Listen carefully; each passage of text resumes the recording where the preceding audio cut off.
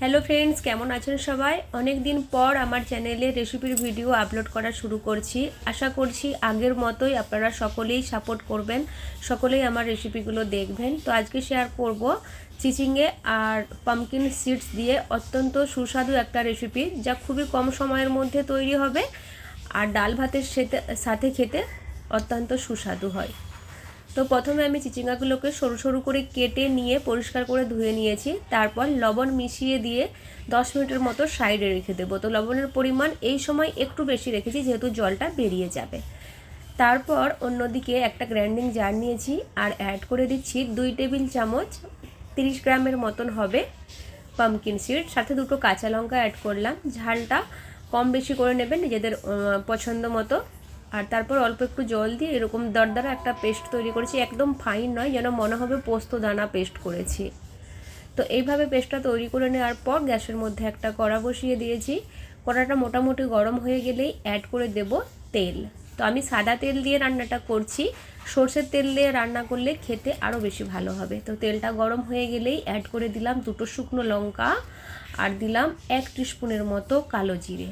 তো ভালো করে একটু ভেজে নিতে হবে, সুন্দর একটা গন্ধ বেরিয়ে আসা পর্যন্ত। তো চিচিঙ্গাগুলো 10 মিনিটের মতো লবণ মেখে রেখে দিয়েছিলাম, আর এখন দেখো জলটা বেশ ভালো মতোই ছেড়ে দিয়েছে। এইভাবে চেপে জলটা বের করে দেবো, তারপর কড়ার মধ্যে অ্যাড করব। তো সব চিচিঙ্গাগুলোই অ্যাড করে দিলাম। এখন অ্যাড করব হাফ চামচের মতো হলুদ গুঁড়ো। হলুদটাকে নেড়ে চেড়ে ভালো করে মিশিয়ে নেব, আর গ্যাসের ফ্লেম এই সময় হাইতে রাখবো। তো 2 মিনিটের মতো নেড়ে চেড়ে মিশিয়ে নেওয়ার পর গ্যাসের ফ্লেমটাকে লো করে দেব আর ঢাকা চাপা দিয়ে লো ফ্লেমে 10 মিনিটের মতো রান্না করব। তো প্রায় 10 মিনিট পর ঢাকনাটা সরিয়ে নিচ্ছি। এই সময় কিন্তু 80% পর্যন্ত সেদ্ধ হয়ে গেছে। আর কতটা পরিমাণ সেদ্ধ বাকি বুঝতে না পারলে একটু খুন্তি দিয়ে চেপে চেক করে নেবেন। যদি বেশি বাকি থাকে আবারও একবার ফ্লেম লোতে করে দিয়ে ঢাকা চাপা দিয়ে দেবেন 2-3 মিনিটের জন্য। তো ভালো করে একটু নেড়েচেড়ে নিয়ে এখন অ্যাড করছি একটা বড় সাইজের কুচিয়ে নেওয়া পেঁয়াজ। আর পেঁয়াজটা একটু মোটা করেই কুচিয়েছি, মানে চিচিঙ্গের মতো করে। তারপর অ্যাড করলাম 8-10 কোয়া রসুন। পেঁয়াজ রসুন ছাড়াও কিন্তু নিরামিষভাবেও রান্নাটা করা যায়, তাতেও কিন্তু খেতে খারাপ হয় না। কালো জিরের ফ্লেভারে এই রান্নাটা খেতে দারুণ সুস্বাদু হয়। তো সব কিছুকে ফ্লেম মিডিয়াম করে দিয়ে একটু নেড়েচেড়ে নিলাম। তারপর যে পামকিন সিড আর কাঁচা লঙ্কা পেস্ট বানিয়েছিলাম সেটা অ্যাড করে দিচ্ছি।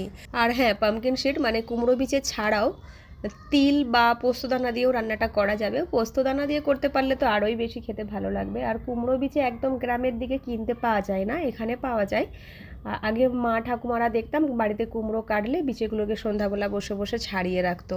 সে যাই হোক, আপনিও কিন্তু সেম রেসিপি ফলো করে তিল, পোস্তদানা, কুমড়ো বীজে যে কোনো কিছু দিয়ে সেমভাবে বানাতে পারবেন।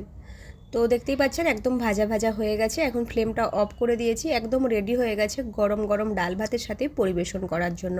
তো আজকে আমি ডাল ভাতের সাথেই এটা পরিবেশন করছি।